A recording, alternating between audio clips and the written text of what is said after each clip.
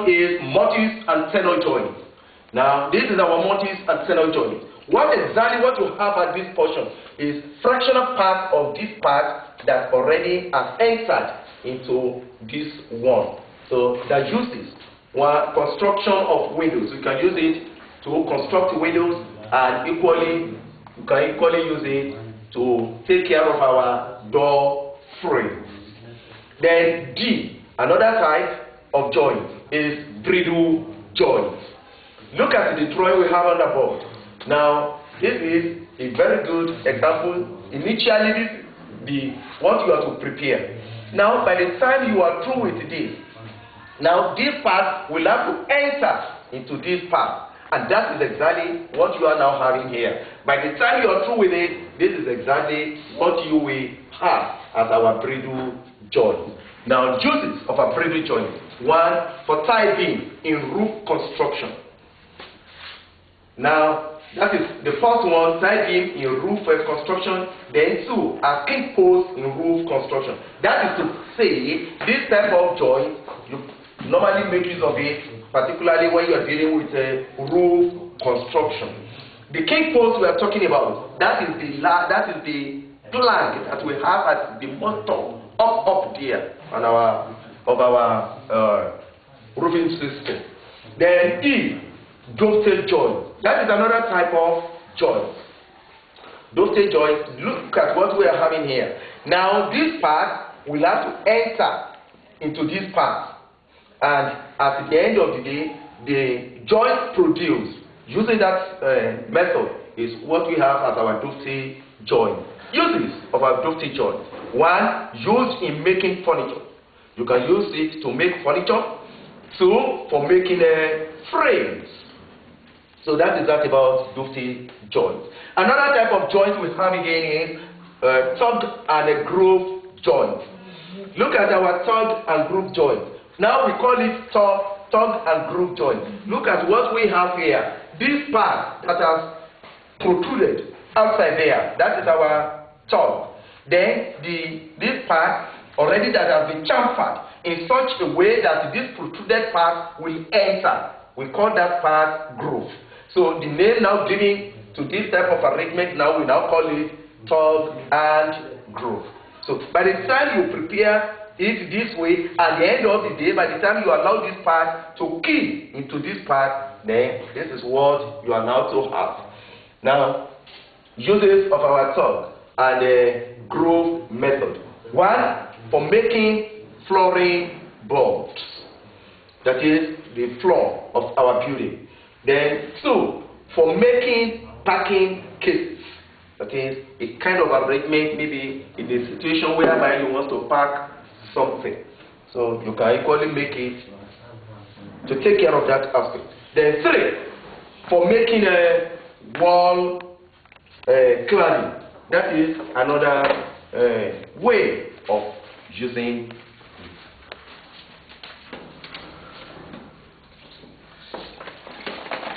Now, adhesive. What do we mean by the word adhesive? Adhesives are also referred to as glue. You are familiar with the word glue. That is the kind of material that you can use to join two things together. Now, there are three types. One, we have our protein adhesive. And the protein adhesive is obtained from plants and animals. Then two, we have our synthetic adhesive. That of synthetic adhesive is obtained from aldehyde or epoxy resin. Then we have the third one, which is contact adhesive.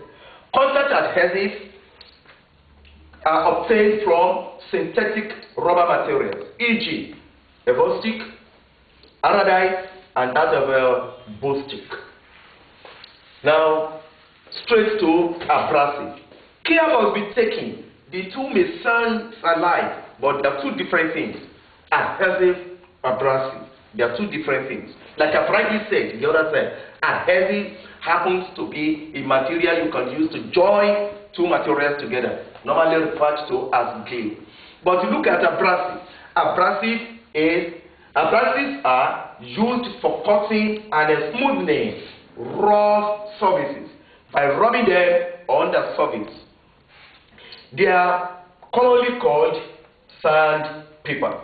And this sandpaper, they are made up of paper, cloth, or probably vinyl coated with crushed glass, emery, flint, aluminum anode, silicon carbide, and quartz. You see, these are the materials that we normally make use of in order to prepare our abrasive. Like I've already told you, another name for our abrasive is what we call sandpaper. Now we have different groups. One, we have that of is very fine. We have a fine, which is number 2. Then number 3, we have a medium coarse. Then the last but not the least, that is a very coarse. You see, the type of job that we tend to do will determine the type that you are to use. When the surface is so roughened somehow, you cannot think of using very fine. Very fine is the type that you can make use of by the time you are almost through with the project in order to fine-tune it. The next to that one is fine.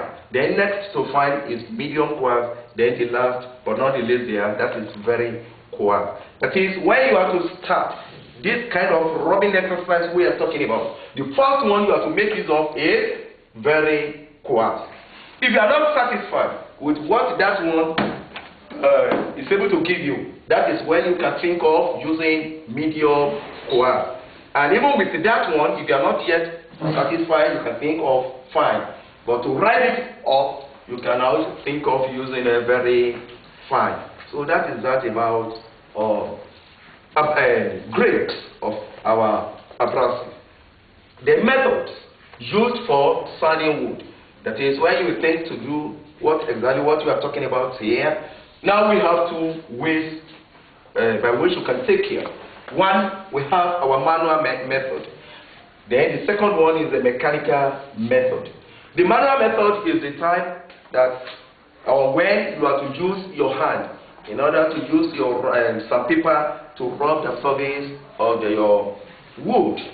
Then the other one is mechanical. That is when you have to use a machine to take care of the sanding. So, like I've already said the other time, take note. There is a very big difference between our abrasive and adhesive, despite the fact that they sand somehow. So now, this time around, I will have to give you exercise that you just have to do.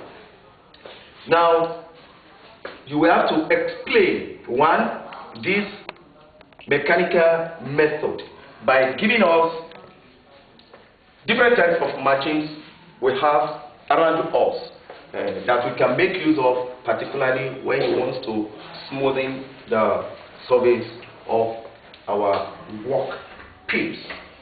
Now you have to give us 2 methods, 2 machines commonly available.